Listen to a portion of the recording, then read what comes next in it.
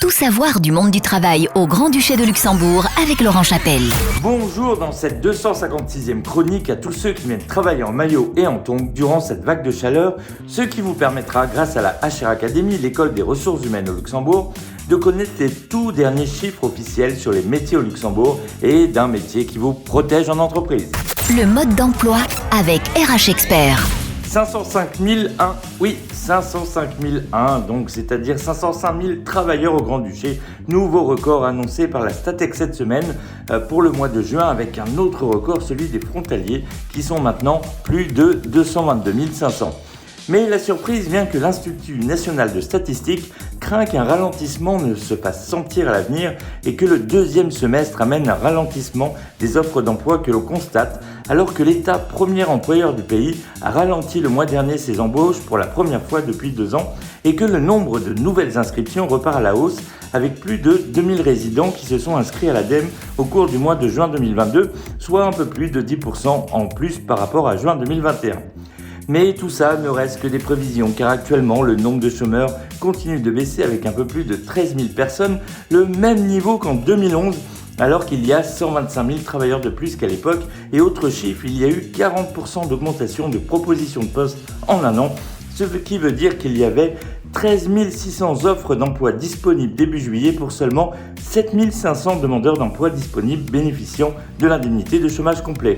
Mais malheureusement, cela ne correspond pas toujours aux offres des métiers recherchés par les patrons, dont le podium le mois dernier est constitué par l'informatique, la comptabilité et l'audit, ainsi que les hôtels, restaurants et cafés.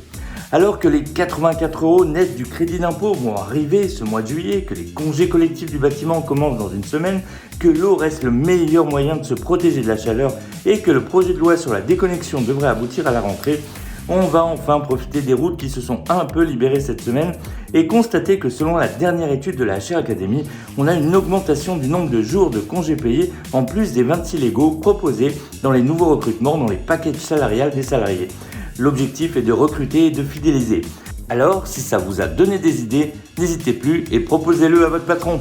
Zoom sur le métier de la semaine. Si vous évoluez dans un environnement à risque, vous le connaissez certainement, le responsable qualité, hygiène, sécurité. Il vérifie vos protocoles de travail, les modifie afin de s'assurer qu'il ne vous arrive rien. Et oui, c'est un ange gardien. On l'appelle le QHSE pour les intimes. Il est ainsi nommé responsable de gestion des risques industriels, chargé de prévention et sécurité ou d'audit.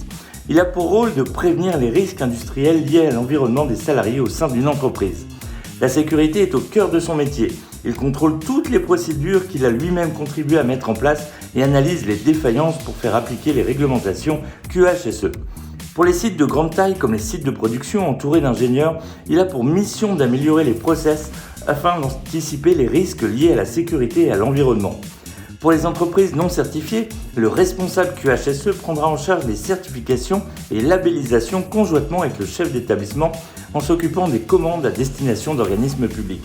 Alors ce poste requiert au minimum un master professionnel sciences et techniques ou diplôme d'ingénieur et est particulièrement ouvert aux cadres avec 3 ans d'expérience.